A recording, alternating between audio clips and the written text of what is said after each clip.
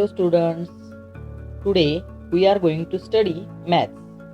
In this video, we are studied about miscellaneous exercise first, part 2. Miscellaneous exercise फर्स्टचा पहिला part तुम्ही अभ्यासला असेलच आणि जर अभ्यासला नसेल तर त्याची लिंक मी खाली डिस्क्रिप्शन बॉक्समध्ये देत आहे, तो तुम्ही जरूर अभ्यासा. Question number 10.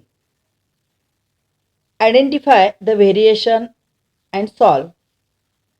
It takes 5 hours to travel from one town to the other if speed of the bus is 48 kilometers per hour.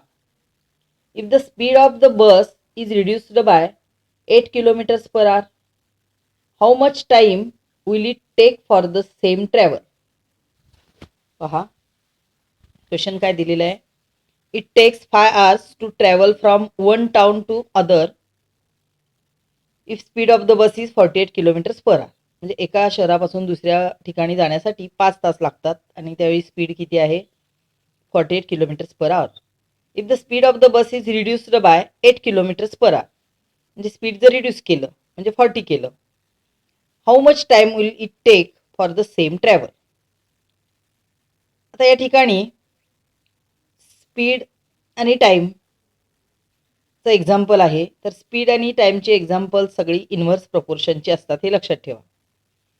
Now solution, let V represent the speed of the bus and T represent time required to travel from one town to other. काय केलं आपण, V कशासाठी घेतला, speed of बससाठी, आणि T घेतला time required to travel from one town to the other. The speed of the bus varies inversely with the time required to travel from one town to other. तर बसचं speed हे नेहमीच टाईमशी inverse असतं. Means V proportional 1/t means V is equal to K into 1/t. K is proportionality constant or constant of variation. Now v into t is equal to k is the first equation. आता हा t इथं divide होता, इकडे v कडे घेतल्यानंतर तो multiply झाला. v multiply t is equal to k. It takes 5 hours to travel from one town to other if speed of bus is 48 km per hour.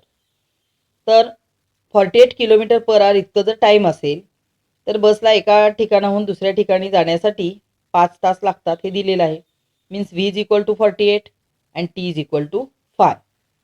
आता या व्हॅल्यू जर आपण इक्वेशन फर्स्टमध्ये सबस्टिट्यूट केल्या तर इक्वेशन फर्स्ट काय होईल पहा. Substituting V is equal to 48 and T is equal to 5 in equation first we get V into T is equal to K. Means 48 into 5 is equal to K. Means K is equal to 240. तर K ची value आपल्याला मिळाली 240. Substituting K is equal to 240 in equation first we get V into T is equal to K. Means V T is equal to 240. K ची value आपण put केली. Since the speed of the bus is reduced by 8 kilometres per hour. त्यांनी second condition काय दिली, बसचं speed reduce केलं 8 kilometres per our. Means speed of the bus in second case is 48 minus 8 is equal to 40 kilometers per hour. When V is equal to 40, then T is equal to, we have to calculate T is equal to, substituting V is equal to 40 in second equation, we get second equation is V into T is equal to 240. Means V into T is equal to 240. Value of V is 40. 40 into T is equal to 240. Means T is equal to 240 upon 40. And 240 upon 40 is 0, 0 cancel. 4 1 is 4, 4 6 is 24, means t is equal to 6. Therefore, the problem is of inverse variation and the bus would take 6 hours to travel the distance if the speed is reduced by 8 kilometers per hour. तर या पद्धतीने हे example तुम्ही solve करायचं आहे. तर विद्यार्थी मित्रांनो, नेहमी लक्षात ठेवा, स्पीड आणि टाईमची जी एक्झाम्पल्स असतात ती सर्व एक्झाम्पल्स इन्व्हर्स व्हेरिएशनची असतात. हे तुमच्या एकदा लक्षात आले की तुम्ही कोणतेही एक्झाम्पल सॉल्व करू शकता. Second question, segment AD and segment BE are medians of triangle ABC and point G is the centroid. If length AG is equal to 5 cm, find length GD. If length G is equal to 2 cm, find length BE. Now solution. The centroid of a triangle divides each median in the ratio 2:1 हे तुम्ही यापूर्वी अभ्यासलेलं आहे. Centroid काय करतो, मेडियनला 2:1 प्रपोर्शनमध्ये divide करतो. Point G is the centroid and segment AD is the median.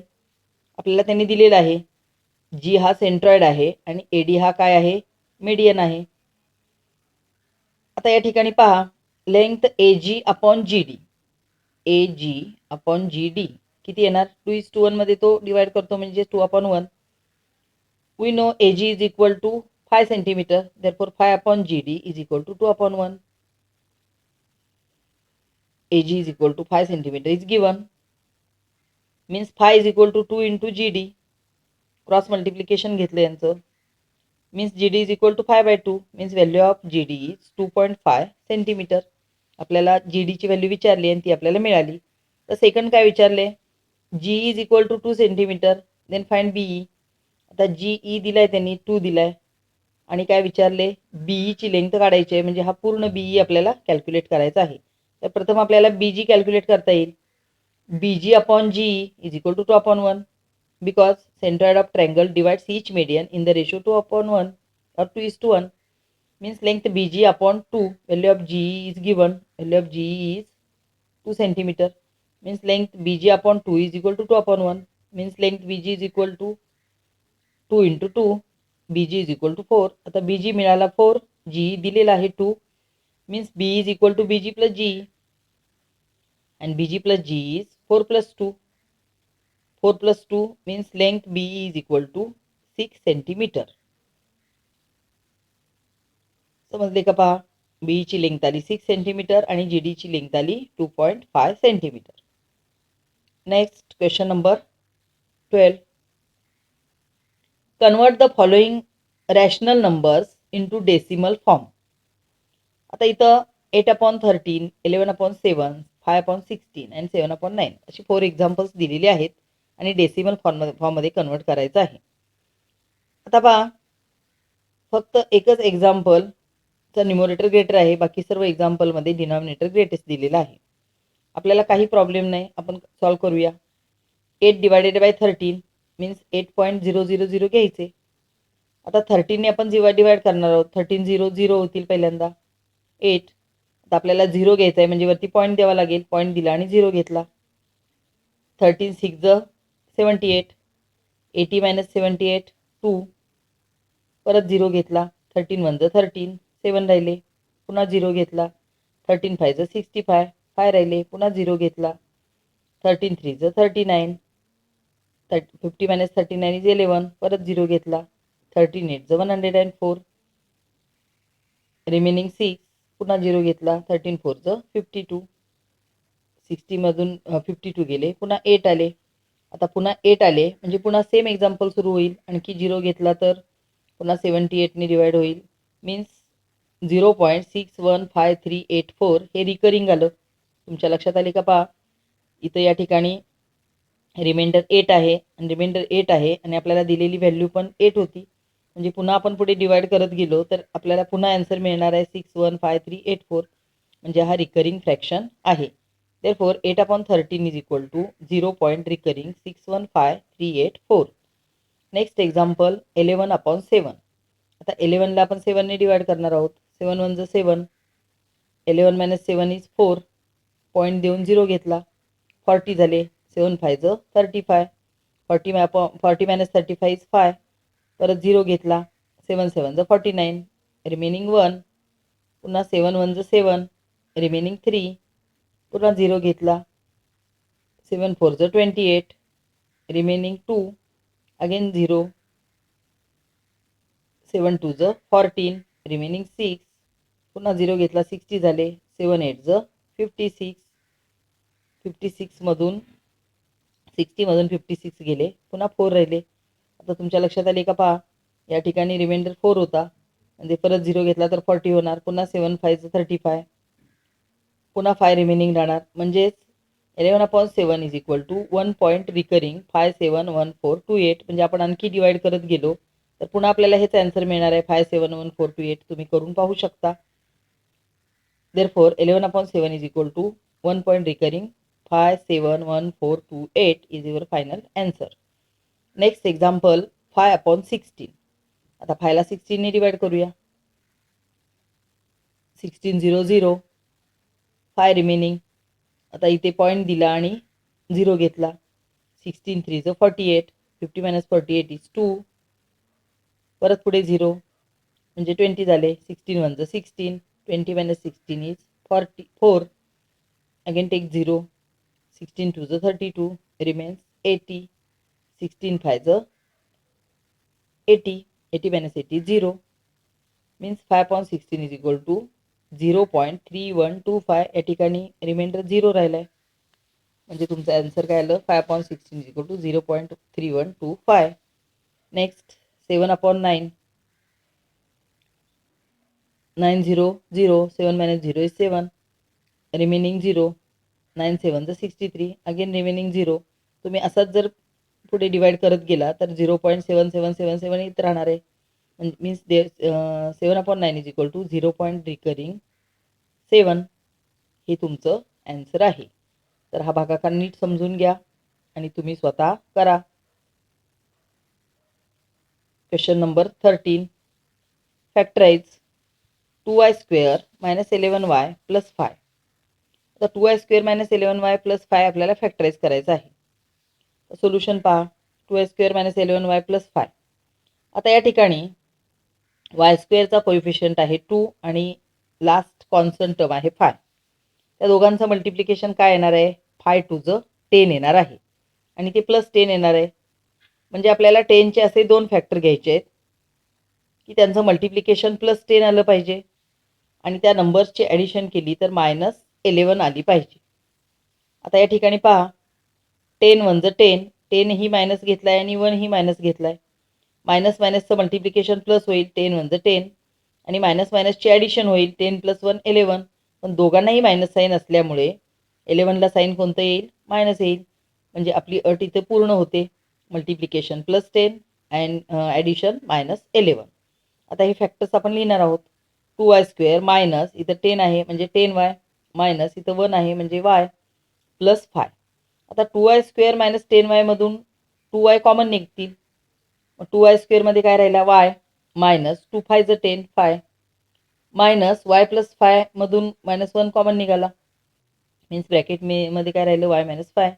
Again y - 5 bracket is common. Means first bracket y - 5 next bracket 2y - 1 किंवा हे उलट लिहिले तरी चालते कारण इथं मल्टिप्लिकेशन आहे.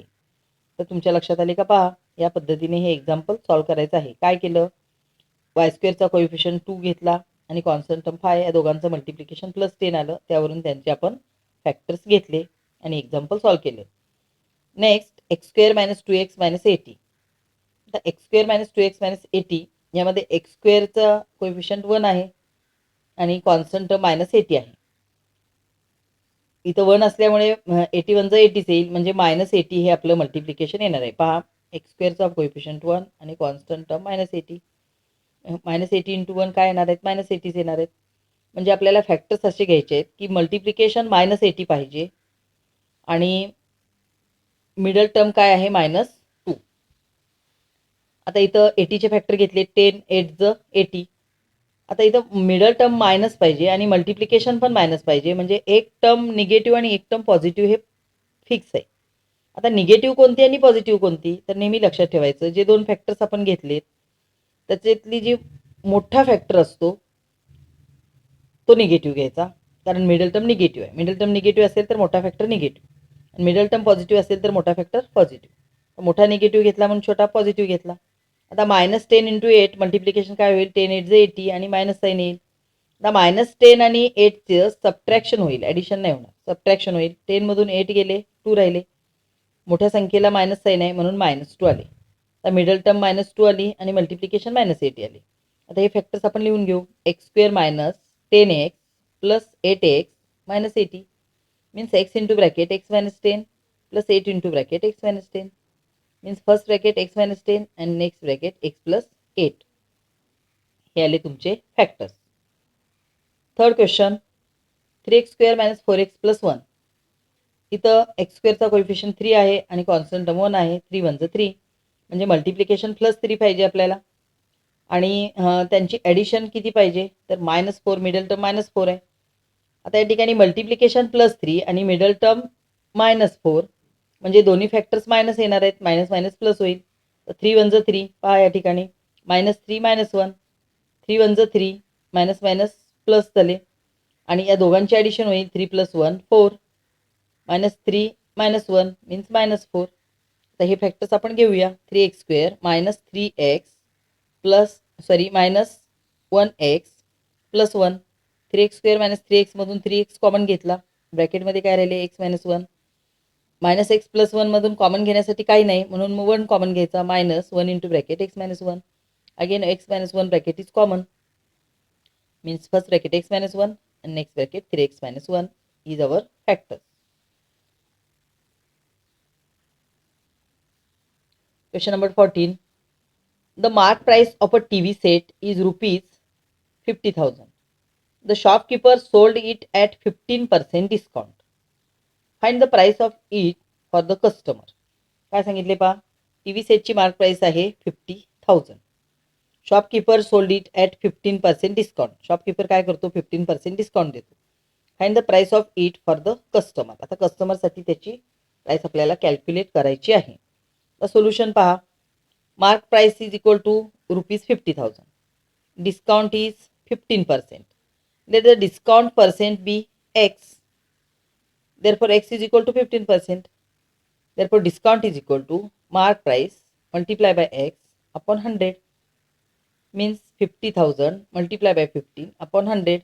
8 cancel होतील, means 500 into 15. Means discount is 1500, 1500, 15 5 75. Rupees 7,500 is a discount.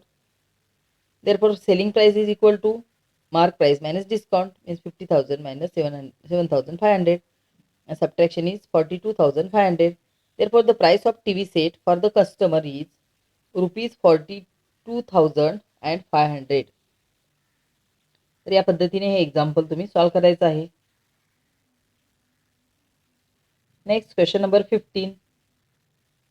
Rajabhau sold his flat to Vasantrao for ₹88 lakh through an agent. The agent charged 2% commission for both of them. Find how much commission the agent got. पहा, राजाभाऊने flat वसंतरावांना 88 lakh रुपीजना विकला. एजंटने 2% काय केलं, दोघांकडून commission घेतलं. Find how much commission the agent got. तर एजंटला किती commission मिळालं. Here selling price of the flat is ₹88 lakh. Rate of commission is 2%. Commission is equal to 2% of selling price is equal to 2 upon 100 into 88 lakh. Here 20 cancels, means 2 into 88,000, means ₹1,76,000 is the commission of the agent for one party. म्हणजे राजाभाऊंकडून तेवढे मिळेल, तेवढंच commission त्यांना वसंतरावांकडून मिळेल. Means total commission is equal to commission from Rajabhau plus commission from Vasantrao, means 1,76,000 plus 1,76,000 is equal to 3,52,000. Therefore the agent got a commission of ₹3,52,000. म्हणजे इतकं मोठं कमिशन कोणाला मिळालं, एजंटला मिळाले. Question number 16. Draw a parallelogram ABCD such that length DC is equal to 5.5 centimeter, measurement of angle D is equal to 45 degree and length AD is equal to 4 centimeter. Solution. Opposite sides of a parallelogram are congruent. We know opposite sides of a parallelogram are congruent. Therefore length AD is equal to length BC is equal to 4 centimeter and length DC is equal to length AB is equal to 5.5 centimeter. तर विद्यार्थी मित्रांनो, जेव्हा construction करायचं असतं तेव्हा rough figure draw केल्याशिवाय ते करायचं नाही. आपल्याला ABCD पॅरलोग्राम सांगितलंय. ABचं मेजर नाही दिलेलं, मेजर कोणतं दिले, DC आणि ADचं. तर AD is equal to 4 centimetre आणि DC is equal to 5.5 centimetre. We know opposite sides of parallelogram are congruent. Therefore AB is 5.5 and DC is also 5.5. AD is 4 centimeter, BC is also 4 centimeter. Now construct the parallelogram ABCD. आता construction कसं करायचं, आपल्याला measures माहीत आहेत. डीसीचं major आहे 5.5 centimetre. पहिल्यांदा DC draw करून घ्यायचा, त्याची लेंथ ठेवायची 5.5 centimetre. Angle D is equal to 45 degree. Therefore या ठिकाणी तुमचा प्रोटेक्टर ठेवायचा आणि 45 डिग्रीचा अँगल ड्रॉ करायचा, असा रे ड्रॉ करायचा. त्यानंतर तुम्हाला माहित आहे एडीची लेंथ 4 सेंटीमीटर आहे. कंपासमध्ये 4 सेंटीमीटर डिस्टन्स घेऊन कंपास डी वरती ठेवायचा आणि हा आर्क ड्रॉ करायचा. आता एडी 4 सेंटीमीटर आहे, पण बीसी सुद्धा 4 सेंटीमीटर आहे. तोच कंपास सी या पॉईंटवर ठेवून काय करायचा, इकडून आर्क ड्रॉ करायचा.